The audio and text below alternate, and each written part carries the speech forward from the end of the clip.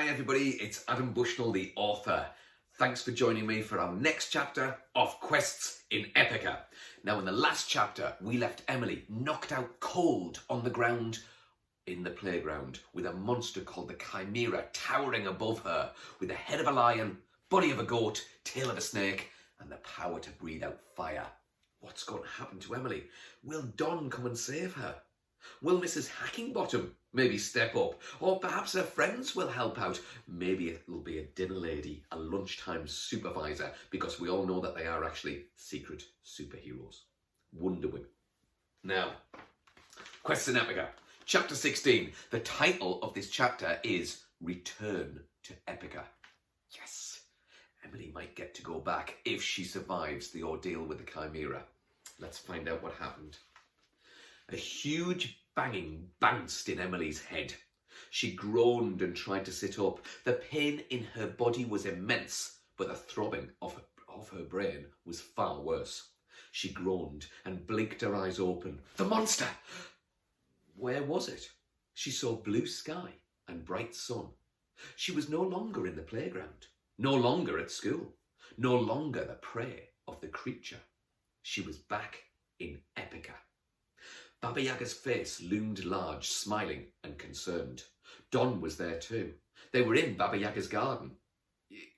You saved me, she groaned. Baba Yaga did, said Don soothingly. She saved you, collected me and brought us all back here. I've used magic to erase the memory of what happened at school, the witch said. No one will remember the monster. What was it? A chimera, answered Don. Why was it after me? We have a problem, said Baba Yaga. It is no coincidence that the Squidcabbit was sent. It was a spy, sent to find your location. The mayor of Diomedes and the Chimera were sent there to kill you. Why? Said Emily and Don in unison. I don't know, sighed the witch. Humph. The old man slapped his thigh with frustration. But, Baba Yaga said suddenly. Yes, said Emily like an excitable puppy. But, the witch said again. But what? Exclaimed Don. But! Yes, the earthly pair said together. But I have an idea. Hooray, said Emily, her headache all but a distant memory. Huzzah, Don said as he thought that was what all heroes should say at a time like this. My idea is that you two go on another quest, but this time together. A quest to where? Asked Don. To the mountain of unanswered questions, smiled the witch. Seek out the wise woman of the mountain, the hairy godmother. The hairy godmother, spluttered Emily. Up for that? Beamed Don at the girl. Getting to her feet and brushing herself down, the girl smiled. We need my steed and my sword. Then to the castle we go, and on to the mountain of unanswered questions. I'll give you a lift. Baba Yaga grinned. The three climbed into the mortar and the pestle pushed them on their way. The drawbridge was lowered as they approached, and they zoomed across the wood, skidding to a halt as the double doors of the castle swung open.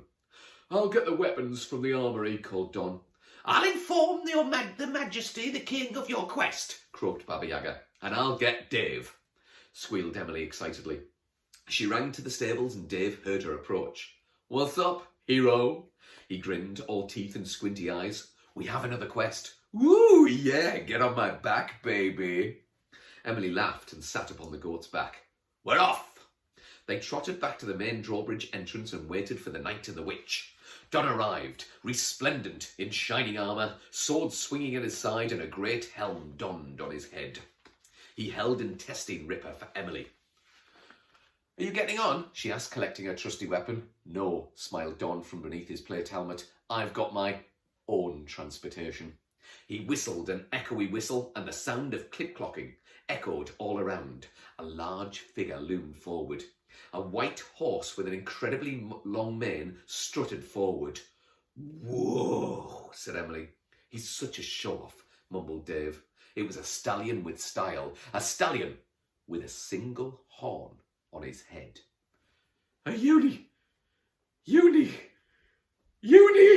stammered Emily. Yeah, snorted Dave. A unicorn, so what? Big deal. A A unicorn! Emily finally managed to say. Why didn't I see him at the stables last time? Why? Would you have chosen him over me? Asked Dave. No, Emily replied quickly. I was just wondering. He's got his own stable round the back, Dave said grimly. He's too important to be with the rest of the common steeds. Say hello to Rocinante. Hi, Rocinante, beamed Emily. Hey up, said the unicorn in a thick Geordie accent. But the real name's Sparkle Trotters. He insists on calling me Rocinante. I don't know why, like. I'll call you anything you like, Emily sighed dreamily. Anything you want me to. Cheers now, love, smiled the unicorn. Don leapt up onto his back and grasped the thick, luxurious mane. Let us go! Huzzah! The four set off, galloping and trotting across the hard wood of the drawbridge. Baba Yaga could be seen waving from an upstairs window.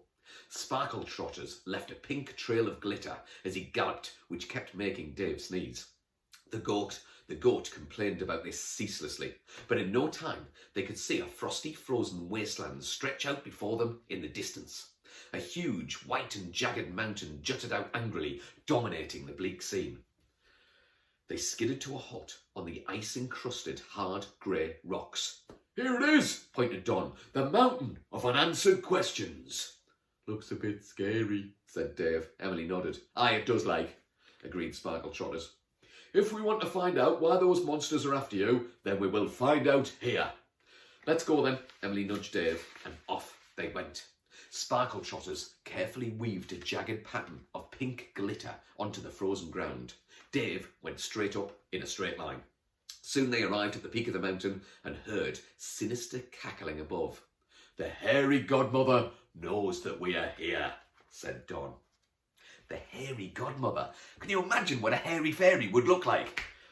My mind is racing. I need pictures from you. I need you to draw the hairy godmother and send me those pictures. Make sure you send them to my Instagram account, to my Twitter account, to my Facebook account, or you can drop me an email via my website. You can also get in touch via the YouTube channel as well. I hope you're enjoying it. It's getting quite exciting. I hope you can tune in again for the next chapter of Quests in Epica. And don't forget to tell your friends and family about what's happened so far, what you think is going to happen, and see if they can join in and subscribe and like on this YouTube channel. Okay, everybody, thanks for now. Thanks for tuning in, and I'll see you very soon. Bye for now.